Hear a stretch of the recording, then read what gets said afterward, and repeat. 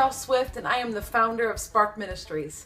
It is our goal to ignite a spark in you so that you can become the light of Christ in your community, in your church, in your family, and in those around you.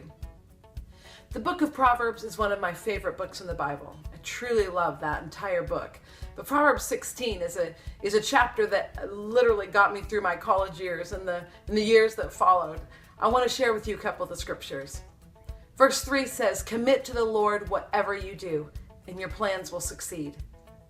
Verse 9 says, "In his heart a man plans his course, but the Lord determines his steps." Verse 33 says, "The lot is cast into the lap, but its every decision is from the Lord."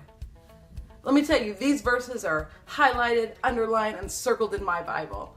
I remember back in my college days that I committed these verses to memory. I spoke them over my life because I so desperately wanted to make sure that I was right where God wanted me to be. Sadly, though, I think I prayed these prayers out of a place of fear, as if God needed my help some way to make sure that we both knew what the right path for my life was. But you know, since then I've experienced God's divine direction in my life in so many ways.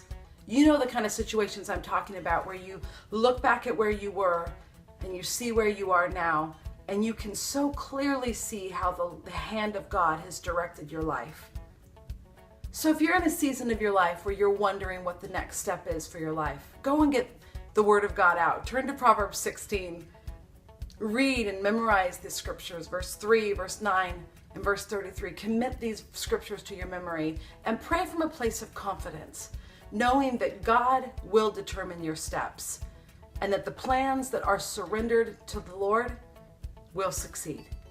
Listen, we would all love to be encouraged by your story and how God has directed your steps. So if you have any comments or have any questions, please feel free to email those us or leave those below. You can also email them to us at admin@sparkwomensconference.com. Well, it's not too late to take the 30-day Spark Challenge. If you subscribe to our blog, you automatically get a downloadable version of our devotional that we wrote. But we have really enjoyed all the comments and all the ways that you've told us the way that you're taking the Spark 30-day Challenge. So keep those coming. We'd love to hear it.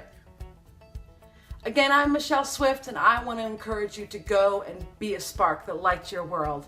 Don't forget to follow us, like us, subscribe to the blog. We'll see you back here next week.